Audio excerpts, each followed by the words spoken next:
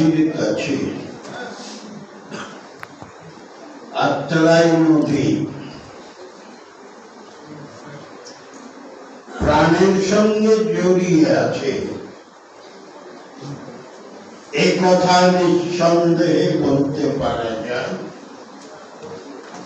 সে কথার প্রমাণ আজকের অনুষ্ঠানের প্রারম্ভিক পর্বে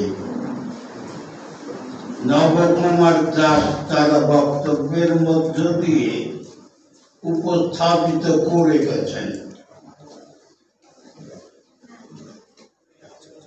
আত্রাই নদী সম্পর্কে একটা নতুন তত্ত্ব আমি কিছুদিন হলো তুলে ধরার চেষ্টা করছি।